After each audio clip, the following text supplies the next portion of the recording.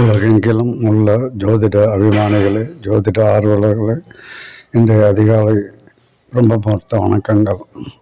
மாதா, பிதா, குரு, தெய்வம், குலதெய்வம் அருளால் ஓம் பூர்புவஸ்வக தத்சவிதுர்வரேண்யம் பர்கோ தேவஸ்ய தீமஹி தியோ யோன பிரசோதயாத்.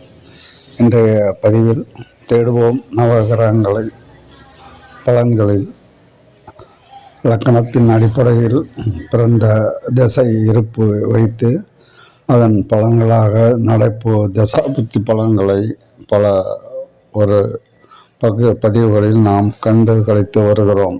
அதே வேளையில் 12 ராசி இலக்கணமாக உடையவர்கள் ஒரு குறிப்பிட்ட லக்கணத்தை எடுத்து 1ஆம் பாதத்தினுடைய முதல் 12 பாவங்களுடைய பலன்களையும் பார்த்து வருகிறோம். லக்னாதிபதியினுடைய சிறப்புகளையும் நாம் பல பதிவுகளில் நாம் கண்டு ருசித்து கண்டு வருகிறோம். இந்த வகையில் 1 கேந்திரம் 1, 4, 7, 10 மற்றும் 1, 5, 9 திரிகோண பலன்களையும் பார்த்து வருகிறோம். மரபு ஸ்தானங்கள், பணபரஸ்தானங்கள் எனவும் நாம் பலன்களை பலவாறாக தேடியும் பகிர்ந்தும் வருகிறோம். தேடுவோம் நவகிரகங்களை. இந்த வகையில் கோச்சார பலன்களாக தினசரி, வார, மாத பலன்களாகவும் பலவாறாக நாம் கண்டு கிடைத்து பகிர்ந்து வருகிறோம். இந்த வகையில் நாம் ஒரு பலன்களை எடுத்து கூறும் பொழுது அந்த நவநாயகர்களின் கர்மா அல்லது அந்த கிரகங்களின் குணாதியங்கள் வைத்து தீர்மானிக்கிறோம். அதே சமயத்தில் ஸ்தான பலம் என்றும் தீர்மானிக்கிறோம். 3, 6, 8, 12 மறைவு ஸ்தானங்களை வைத்தும் உச்சம், நீச்சம் மற்றும் வக்ரமம் அடைந்த பலன்களையும் கூறி வருவதை காண்கிறோம். இந்த வகையில் நாம் தேடல்களில் நாம் இன்றைய ஆய்வுக்கு எம்முள் தோன்றிய ஒரு சில நிகழ்வுகளை உங்களுடன் பகிர்ந்து கொள்வதில் பெரும் மகிழ்ச்சி அடைகிறேன். அந்த வகையில் கோச்சார பலன்கள் நாம் கண்டு கேட்டு வருகிறோம். பலன்களை பார்க்கும் பொழுது அந்த திசை நடைபெற்றால்தான் அந்த கிரகங்களுடைய நல்ல இடங்களில் இருந்தாலும் தீய இடங்களில் இருந்தாலும் தசா புத்திகளை பலன்களையே கூறுவதை அநேக பதிவுகளில் அநேக ஜோதிட வல்லுநர்கள், ஆய்வாளர்கள் மற்றும் ஞானிகளுடைய பின்பலமாக எடுத்து கூறி வருகிறதை நாம் கண்டு பார்த்து வருகிறோம். இந்த தேடல்களில் எமக்கு ஏற்பட்ட அனுபவங்களையே உங்களுடன் பகிர்ந்து கொள்கிறேன். வேறு எந்த வகையிலும் எந்த ஒரு ஜோதிடர்களையோ அல்லது எந்த ஒரு நபர்களையோ குறை கூறியோ அல்லது அவர்களை பற்றியோ நாம் இந்த பதிவில் எடுத்து கூறவில்லை என்பதை கூறிக்கொண்டு, மேலும் கோச்சார பலன்கள் என கூற்றின்படி இன்றைய தினத்தில் கிரகங்கள் எந்த வகையில் கோச்சாரங்களாக நகர்ந்து வருகிறது என்பதை கண்கூடாக அன்றாடம் நாம் ஏதோ ஒரு வகையில் பஞ்சாங்கம் வழியாகவோ செய்தி நாள்காட்டி வழியாகவோ அறிந்து வருகிறோம். இந்த வகையில் பார்க்கும்பொழுது ஸ்தான பலன், தசாபுத்தி பலன்கள், கோச்சார பலன்கள் என பலவாறான பலன்களை அநேகர் கோரி நம்மை குழப்பத்திற்கு மேல் குழப்பமாகவும் பலன்களை இப்படியும் நடக்கும் அப்படியும் நடக்கும் என்ற ஒரு முரண்பாடான பதிவுகளையும் நாம் கண்டு கேட்டு பகிர்ந்து வருகிறோம் என்பது எனது அபிப்பிராயமாகும். இதை யார் ஒரு குறை கூறியோ நான் கூறுவதுதான் சிறந்தது என்ற கூற்றின் அடிப்படையில் நான் இங்கு இந்த பதிவை வெளியிடவில்லை. எனவே தசாபுத்தி, அதாவது பிறந்த வேளையில் என்ன திசையில் பிறந்தோம், இன்று என்ன நடப்பு திசை வருகிறது என்பதையே அநேகர் தசாபுத்தி பலன்களையே பிரதானமாக கூறி வருகிறதை நாம் கண்டு கேட்டு பகிர்ந்து வருகிறோம். தசாபுத்தி பலன்கள் அந்த திசை நடந்தால்தான் அந்த பலன்கள் நடக்கும். அந்த கிரகம் கெட்டுப்போனாலும் சரி, தீய இடத்தில் இருந்தாலும் சரி, நல்ல இடத்தில் இருந்தாலும் சரி, அந்த திசை நடக்க வேண்டும் என்பதை கருத்தை நாம் பார்த்து கேட்டு வருகிறோம். எனவே அந்த பலன்கள் நற்பலன்களாக இருந்தாலும் தீய பலன்களாக இருந்தாலும் அந்த திசை நடக்க வேண்டும் என்ற கூற்று ஏற்புடையதா என சிறிது சிந்தியுங்கள். 12 இலக்கணங்களில் சிறப்பான இலக்கணங்கள் என்று உள்ளது. ராசி வைத்து பார்க்கும் பொழுது சிறப்பான ராசிகள் இது இது என்று கூறுகிறோம். அந்தந்த சொந்த வீடு என்ற வகையில் தற்காலம் அல்லது ஜனன காலத்தில் அந்த சொந்த வீட்டை விடுத்து வேறு வீட்டில் உள்ளது, நட்பு வீட்டில் உள்ளார்களா, பகை வீட்டில் உள்ளார்களா என்பதையும் பலன்கள் மாறுபட்டு நாம் பகிர்ந்து வருகிறோம். இந்த வகையில் ஸ்தான பலம் பெற்ற கிரகம் வலிமையானது, ஆட்சி பெற்ற கிரகம் எனவும், உச்சம் பெற்ற கிரகம், நீச்சம் பெற்ற கிரகம் எனவும், வக்ரம் பெற்ற கிரகம் உடைய திசையில் எல்லா கோணத்திலும் திசைகள் என தசாபுத்தி பலன்களையே வலியுறுத்தி வருவதை நாம் பகிர்ந்தும் கண்டும் கேட்டும் வருகிறோம்.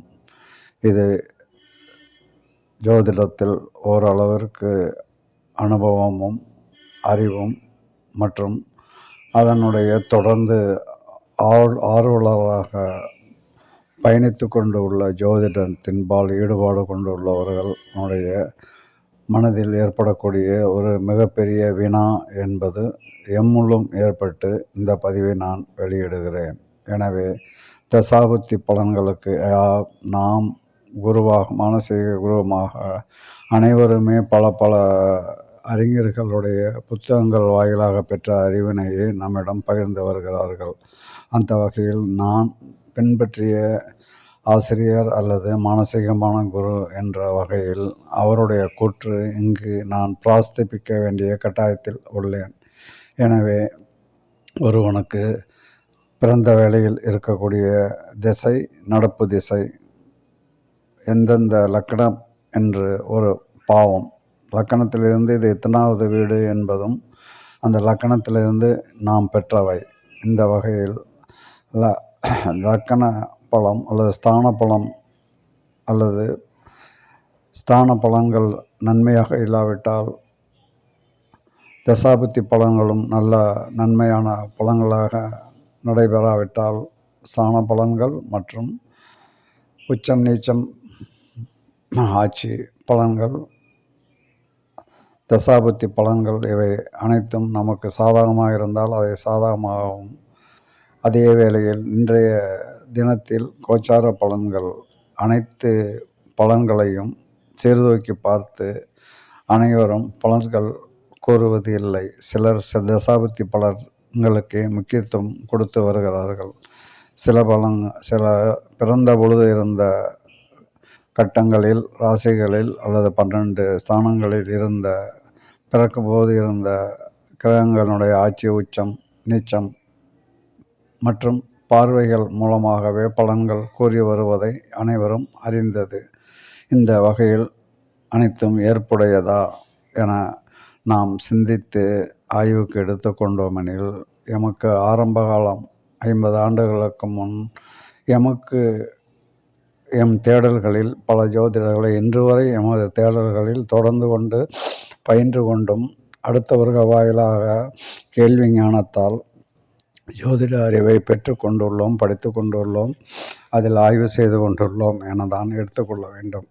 அந்த வகையில் 50 ஆண்டுகளுக்கு முன் எம்மை அணுகிய ஒரு சொற்ப தொகைக்கு ஜோதிடம் சொன்னவர் என்னிடம் சில பந்தயங்கள் கட்டி இதில் போல் நடந்தால் என பந்தயம் கட்டி சொன்ன வகையில் நானும் இந்த ஜோதிட கலையை அறிந்த வகையில் நிறைய பேரிடம் பந்தயம் கட்டி வெற்றியும் பெற்றுள்ளேன் என கூறுவதில் பெருமை கொள்கிறேன். ஏனெனில் ஒருவருடைய அறிவு விசாலமானதாகவும் சுருக்கமானதாகவும் நுனிப்புல் மேய்ந்த மாதிரியும் அதிக ஈடுபாடு கொண்டவர்களும் பலர் இந்த ஜோதிடத் துறையில். ஜோதிடம் என்பது அரிய கலை, உண்மை கலை. எனவே இந்த ஜோதிட பகுதியில் யாம் பெற்ற ஒரு அனுபவங்களை உங்களுடன் பகிர்ந்து கொண்டு உள்ளேன். தேடுவோம் நவகிரகங்களை. நல்ல கிரகங்கள், கெட்ட கிரகங்கள், தீய பலன்களை அளிக்கக்கூடிய, தீயவன் நல்ல பலனையும் அளிப்பான், நல்ல கிரகங்களும் தீய பலன்களை அணுகும் என்று பலர் பலவிதமாக குழப்பும் பொழுது நீங்களும் குழம்பி, இது உண்மையா, ஜோதிடம் என்பது உண்மையா, அல்லது ஜோதிடம் என்பதே ஒரு உண்மைக்கு மாறான கருத்தா என நவகிரகங்களை பற்றி தவறான புரிதல் ஏற்படுவதற்கு வழிவகை வகுக்கிறது. ஆதிகாலம் முனிவர்கள், ரிஷிகள் மற்றும் யஜ்ஞர்கள் விட்டு சென்ற இந்த ஜோதிட கலையை நாமும் அடுத்தடுத்த நூற்றாண்டுகளில் பின்பற்றி தொடர்ந்து வருகிறோம். இன்றைய காலகட்டத்தில் 20ஆம் நூற்றாண்டில் இதை பலவிதமாக ஆய்வு செய்து பல ஆய்வுகளுக்கு உட்படுத்தி பல வழிகளில் பலன்கள் கூறி வருவது நாம் பின்பற்றி கவனித்து தொடர்ந்து வருகிறோம். அந்த வகையில் எமக்கு ஜோதிடத்தினுடைய தேடல்களில் எனக்கு கிடைத்த அனுபவங்களில் ஜோதிடம் என்பது தசாபுத்தி பலன்களா, ஸ்தான பலன்களா என்பதை கருத்து வேறுபாடுகள் உள்ளன என்பது எனது சுய அபிப்பிராயமாகும். ஆனால் சில நாடுகளில், அதாவது கேள்வி ஞானம் மூலம் யாம் தெரிய வந்தது, ராசி பலன்களையே பார்த்து கொண்டு உள்ளார்கள். அதாவது சந்திரன் பூமிக்கு மிக அருகாமையில் இருக்கக்கூடிய ஒரு எலிமினேட்டர் அனைத்து கிரகங்களிலிருந்து கிடைக்கக்கூடிய ஒளிக்கற்றைகளை வாங்கி பூமிக்கு அனுப்பி கொண்டுள்ள நம் பூமிக்கு மிக அருகாமையுள்ள சந்திரன், அந்த சந்திரனா நின்ற இடத்தையே நாம் ராசியாக பார்த்து ராசி பலனாக பார்த்து கொண்டு உள்ளோம். கோச்சார பலன்கள் என கூறுவார்கள். எனவே கோச்சாரமே பிரதானம் என்பது எம்முடைய மானசீகமான குரு அல்லது புத்தகங்கள் வாயிலாக அவருடைய கூற்றை நான் அவ்வாறே ஏற்றுக்கொண்டு இன்று வரை அதில் ஆய்வு செய்த வகையில் நாம் பல தசாபுத்தி பலன்களை கடந்து வந்திருந்த போதிலும் அனைத்து இடங்களிலும் அனைத்து நன்மையான தீமையான பலன்கள் அளித்த போதிலும் ஸ்தானங்கள் நல்ல ஒரு அமைப்பில் பிறந்த வேளையில் ஸ்தான பலன் அமைந்திருந்த போதிலும் எமக்கு கிடைத்த பலன்கள் என்ன என்பதை சீர்தூக்கி பார்க்கும் பொழுது ஒரு சிறப்பான இடத்தில் அமைந்து அது 2க்கு மேற்பட்ட கிரகங்கள் ஒன்று கூடும் பொழுது அந்த கிரக யுத்தமா அல்லது எந்த பலன்கள் நடைபெற்றது, எந்த பலன்கள் நடைபெறாமல் தடுக்கப்பட்டது என ஒரு ஆய்வின் அடிப்படையிலேயே என்னுடைய பதிவுகள் தொடர்ந்து வந்து கொண்டு உள்ளன என்பதை உணர்வீர்கள். எனது பதிவுகளை பின்பற்றுபவர்கள். எனவே எந்த திசையும் மிகப்பெரிய ஒரு யோக திசையாக அமையவில்லை என்பது எனது கூற்றாகும். அதே வேளையில் ஒரு கோச்சார ஸ்தான அடிப்படையில் நல்ல ஸ்தானத்தில் இடம்பெற்றும் நன்மையான பலன்களை தந்தனவா, தசாபுத்தி காலங்களில் தந்தனவா, ஸ்தான பலன்களில் தந்தனவா என ஆய்வுக்கு எடுத்துக்கொள்ளும் பொழுது நல்ல ஸ்தான அமைப்பை பெற்றும் எந்த ஒரு யோகமான பலன்களையும் அளிக்கவில்லை. காரணம், 2 கிரகங்கள் சேரும் பொழுது ஒன்றுக்கு ஒன்று பகை, நட்பு மற்றும் போட்டிகள், பலனை நீ தருகிறாயா, நான் தருகிறட்டுமா என ஒரு நிலைமைக்கு ஆளாகி கிரக யுத்தமா, நீ பெரியவரா நான் பெரியவரா என்று இன்றைய பிரபஞ்சத்தில் இருக்கக்கூடிய அதே போட்டி நன்மை தீமைகள் கிரகங்கள் வாயிலாகவும் ஏற்படுகின்றன. எனவே இது கிரக யுத்தமாக அமைந்து விடுகிறது என்பதே எனது கூற்றாகும். இதில் பலவான் யார்? பலம் பொருந்திய கிரகங்கள் மத்தியில் பலகீனமான கிரகங்களுடைய பலன்கள் எடுபடாமல் போய்விடுகின்றன.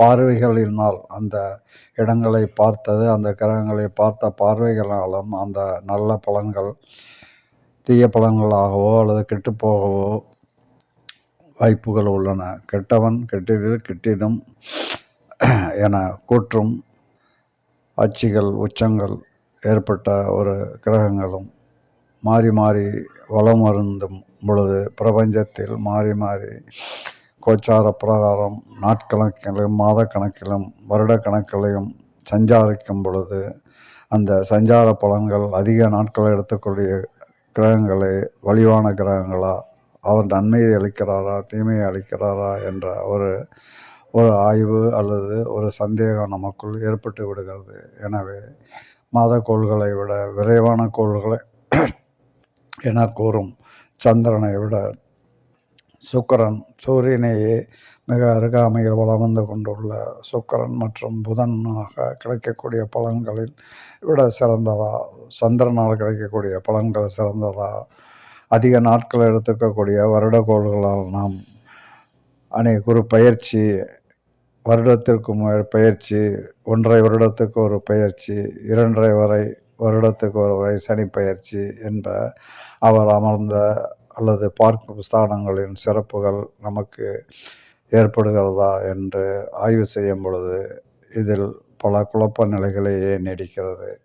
எனவே கற்றது கைமண் அளவு, கல்லாதது உலகளவு. ஜோதிட கடலில் வழிகாட்டியாகவும் கலங்கரை விளக்கம். எனவே ஜோதிட உலகில் கலங்கரை விளக்கம் போல் வழிகாட்டிகள் சரியாக அமையாவிட்டால் நாம் எந்த ஒரு அறிவையும் நாம் பெற முடியாது என்ற உண்மையை உணர்ந்து இன்றைய பதிவை இத்துடன் நிறைவு செய்கிறேன். தொடரும் வளரும் என கூறி எம்மை பின்பற்றும் அனைத்து ஜோதிட ஆர்வலர்கள், ஜோதிட அபிமானிகள் அனைவருக்கும் நெஞ்சார்ந்த நன்றியை தெரிவித்து இன்றைய பதிவை இத்துடன் நிறைவு செய்து அடுத்த பதிவில் நாம் இதனை பற்றி தெளிவாக ஆய்வுக்கு எடுத்து ஆய்வு செய்வோம். அதனுடைய விடைகள் அல்லது பலன்களை நாம் சந்திப்போம். நன்றி, வணக்கம். தொடரும் மகிழ்ச்சியுடன்.